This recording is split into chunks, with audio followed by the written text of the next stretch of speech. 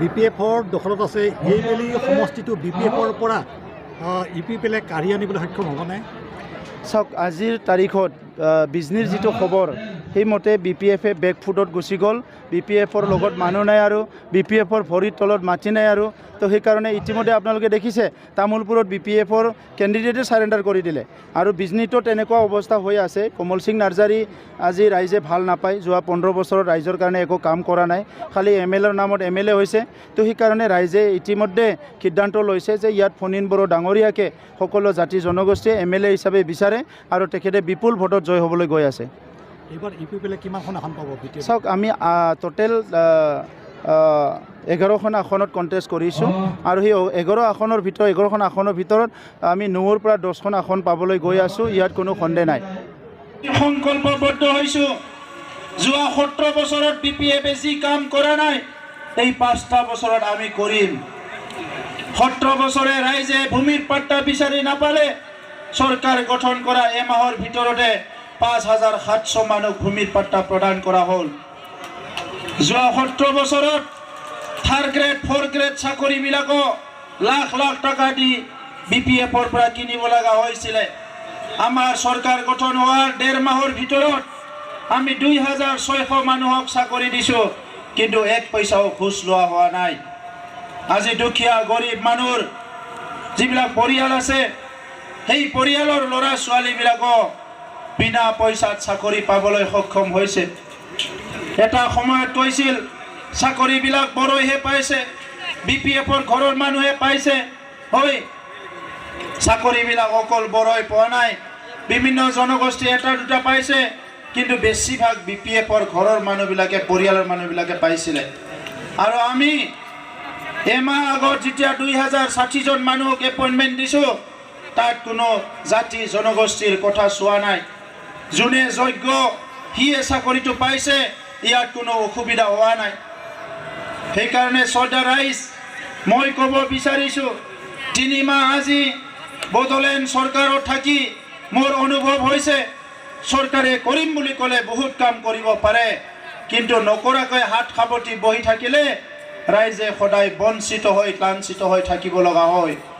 আৰু সেইকাৰণে যোৱা 17 বছৰত না হাগ্ৰামা মহিলাৰী, না চন্দন ব্ৰহ্ম, না কমল সিং নাৰ্জাৰী সেই মানুহবিলাকে নিজৰ লাভালাভৰ কাৰণে কাম কৰাৰ বাহিৰে ৰাইজৰ কাৰণে 1 কিঞ্চিতো উন্নয়নৰ কাম কৰা নাই। ৰাইজক ঠগাইছে, ৰাইজক বঞ্চিত কৰিছে। আৰু সেইকাৰণে আজি এই বিজনী অঞ্চলত দলে বলে ওলাই আহিছে। কিয় ওলাই আহিছে? কমল সিং নাৰ্জাৰীয়ে যদি ভাল কাম কৰিলেহেঁতেন আজি ইমান হাজাৰ হাজাৰ মানুহ আজি ইয়াত ওলাই নাহিলেহেঁতেন। কমল সিং নাৰ্জাৰীয়ে যদি বিজনী অঞ্চলৰ উন্নয়নৰ কাম কৰিলেহেঁতেন, অনুষ্ঠান প্ৰতিষ্ঠান স্থাপন কৰিলেহেঁতেন, ইয়াত ইমান হাজাৰ হাজাৰ মানুহ আজি ফণীন বড়োৰ মিটিঙত নাহিলেহেঁতেন। আজি ফণীন বড়োৰ মিটিঙত এই হাজাৰ হাজাৰ মানুহ ওলাই অহাটো এইটোৱে প্ৰমাণ কৰিছে কি বিজনী অঞ্চলত কমল সিং নাৰ্জাৰীয়ে ৰাইজৰ কাৰণে একো কাম কৰা নাই। হয়নে নহয় ৰাইজ? নংগৰা নোহোৱা? তো এই কাৰণে আজি আমাক পৰিৱৰ্তন লাগে। বড়োলেণ্ড চৰকাৰে আমাৰ মহিলাসকলৰ কাৰণে কিছুমান পলিচি আমি হাতত লৈছোঁ।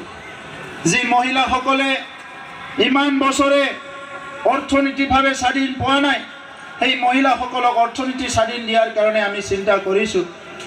খেতিয়কৰ কাৰণে বিভিন্ন আঁচনি লোৱা হৈছে, ছাত্ৰ ছাত্ৰীৰ কাৰণে বিভিন্ন আঁচনি লোৱা হৈছে, সকলো শ্ৰেণীৰ মানুহৰ কাৰণে আঁচনি লোৱা হৈছে।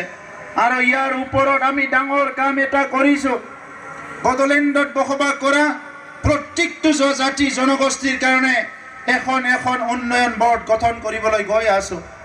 মাইনৰিটি উন্নয়ন বৰ্ড, আদিবাসী সান্থালী উন্নয়ন বৰ্ড, বঙালী উন্নয়ন বৰ্ড, ৰাজবংশী উন্নয়ন বৰ্ড, নাথযোগী উন্নয়ন বৰ্ড, ৰাভা উন্নয়ন বৰ্ড, শৰণীয়া উন্নয়ন বৰ্ড, যিমান জাতি জনগোষ্ঠী আছে প্ৰত্যেকটো জনগোষ্ঠীৰ কাৰণে এটা এটা উন্নয়ন বৰ্ড গঠন কৰিবলৈ গৈ আছোঁ।